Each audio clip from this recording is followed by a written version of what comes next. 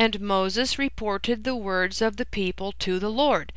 You see, the Lord was having Moses to act as a matchmaker. God was the interested party, and he asked his friend, Moses, to go speak to the people that was going to be his bride. So Moses went and spoke to the people and said everything that the bridegroom, God, wanted him to. And then the bride answered back, and they said, I'll do whatever you say. And then Moses went and reported back to God, just like, a young man going between a potential bridegroom and his potential bride. And so there was the matchmaking, see? So when a marriage takes place, the terms of the marriage covenant bind the offspring. That's what it means when it says, I will do whatever you say. All that the Lord has spoken, we will do. That means then that there is now a covenant, and it's binding on the offspring that comes from that marriage. That's why you and I are beholden to this covenant, because this is the marriage contract, and this is where our spiritual heritage comes from. We are the offspring of that by choice. And the Lord said to Moses, Behold, I am coming to you in a thick cloud, that the people may hear when I speak with you, and may also believe you forever. You see, the Lord wants us to be in line with what he told Moses, and for us to believe what Moses told us forever. When Moses told the words of the people to the Lord said to Moses, Go to the people and consecrate them today and tomorrow, and let them wash their garments, and be ready for the third day. For on the third day the Lord will come down on Mount Sinai in the sight of all the people. And you shall set limits for the people all around, saying, Take care not to go up into the mountain or touch the edge of it. Whoever touches the mountain shall be put to death. No hand shall touch him, but he shall be stoned or shot. Whether beast or man, he shall not live. When the trumpet sounds a long blast, they shall come up to the mountain. So Moses went down from the mountain to the people, and consecrated the people, and they washed their garments. And he said to the people, Be ready for the third day. Do not go near a woman. You see, the number 3 is very important in spiritual life. We all know that Yeshua was in the grave, where he was consecrated for 3 days and nights. And of course, we understand that God has parts, and the parts that we're most familiar with are the 3 of them: the Father, the Son, and the Holy Spirit. So 3 is an important number. On the morning of the third day there were thunders and lightnings, and a thick cloud on the mountain, and a very loud trumpet blast, so that all the people in the camp trembled. Then Moses brought the people out of the camp to meet God. Okay, here we have the mediator between the bridegroom and the bride. He's bringing the bride out of the house, out of the camp, to meet the bridegroom, God. Moses is giving away the bride. Okay, we have that in our marriage ceremonies. And they took their stand at the foot of the mountain, at the altar. This is them under the chuppah at the altar. See, this is Mount Sinai is a type and shadow of God's altar. Now, Mount Sinai was wrapped in smoke because the Lord had descended on it in fire. The smoke of it went up like the smoke of a kiln, and the whole mountain trembled greatly. You see, here we have the smoke and fire that comes off of an altar. We didn't have the tabernacle yet, so the Lord led them to Mount Sinai, which was his altar for this ceremony. Now I want you to notice something about this marriage ceremony. It was a private ceremony. Only the people necessary were there. We had the bride, we had the bridegroom, we had the person giving away the bride, the mediator between the bride and groom, the matchmaker, that guy. And that was it. There were no guests, there were no friends, and no servants. But at our wedding to Moshiach, there will be guests, friends, and servants. So this next wedding is going to be much different. It's going to have a much different atmosphere, an atmosphere of celebration. See, this time, this marriage was not a time of celebration. It was a time of instruction. The next time, we're going to already have the instruction because we're supposed to have had it already. So we'll have the instruction, so it'll be much more of a celebration than this first wedding. Verse 19, and the sound of the trumpet grew louder and louder. Moses spoke, and God answered him in thunder. The Lord came down on Mount Sinai to the top of the mountain, and the Lord called Moses to the top of the mountain, and Moses went up. And the Lord said to Moses, Go down and warn the people, lest they break through to the Lord to look, and many of them perish. Also, let the priests who come near to the Lord consecrate themselves, lest the Lord break out against them. Well, the word for priests here in verse 22 literally is Kohen. And we didn't have the Levite Kohen at that time.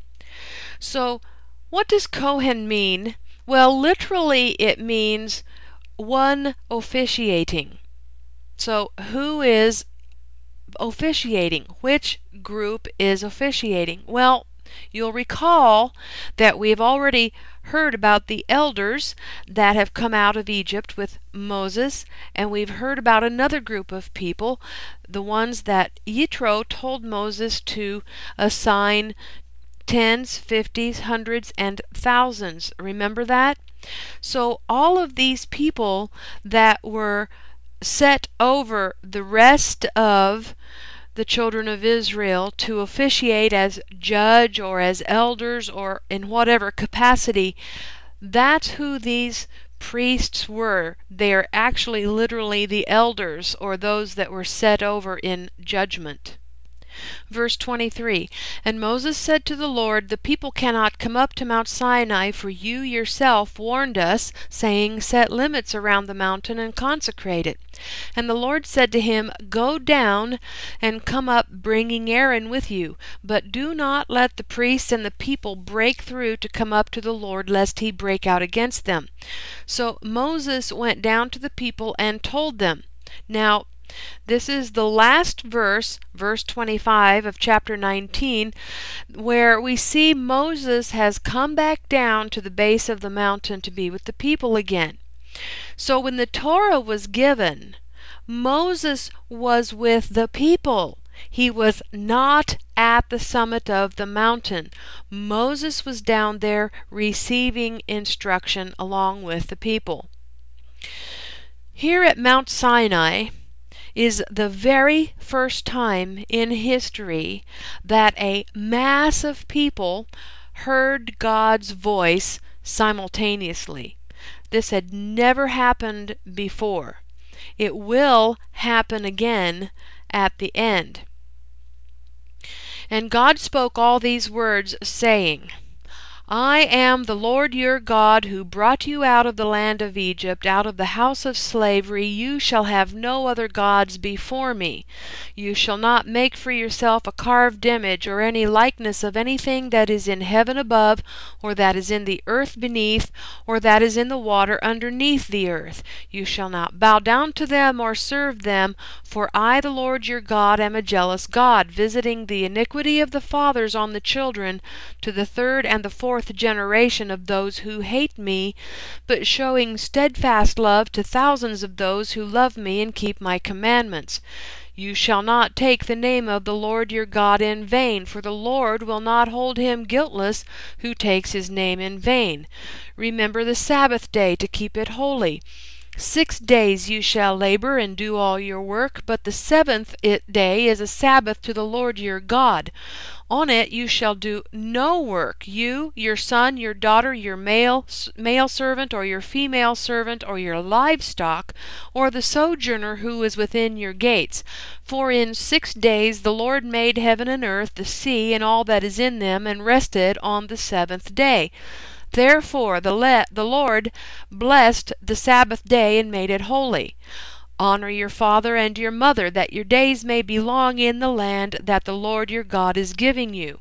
You shall not murder, you shall not commit adultery, you shall not steal, you shall not bear false witness against your neighbor, you shall not covet your neighbor's house, you shall not covet your neighbor's wife, or his male servant, or his female servant, or his ox, or his donkey, or anything that is your neighbor's.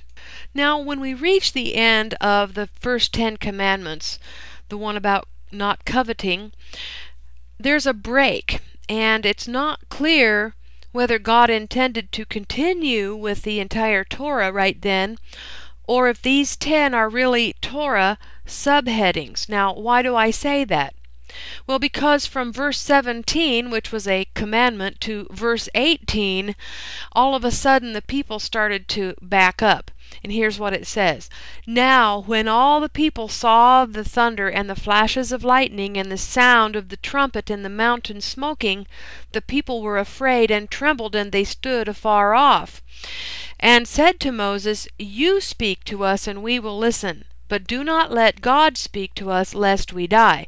And Moses said to the people, Do not fear, for God is come to test you, that the fear of him may be before you, that you may not sin.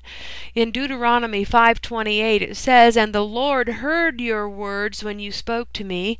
And the Lord said to me, I have heard the words of this people which they have spoken to you. They are right in all that they have spoken. And then in verse 21 it says, The people stood far off while Moses drew near to the thick darkness where God was. So the question is, and it's debatable, did God intend to give 10 commandments and have them be subheadings for the rest of the 613 commandments? Because, you can break up the commandments and put them under the various subheadings. Or did God intend to give all 613 as individual commandments to the people, but, he was interrupted by the people? I don't know that it really makes a difference either way. It's just one of those things that people discuss and debate. But anyway, now is when Moshe goes to the summit to obtain the rest of the Torah on the behalf of the people. And in another verse later, in another Torah portion, we will hear what God has to say about this, that it was He who wrote the Torah, and He gave it to Moshe to teach. See, there's a misunderstanding that Moses wrote the Torah. Moses did not write the Torah. Here's what it says in Exodus 24:12. And the Lord said to Moses, Come up to me into the mount and be there, and I will give you tables of stone, and a law, and commandments which I have written, that you may teach them. This is coming up in another Torah portion.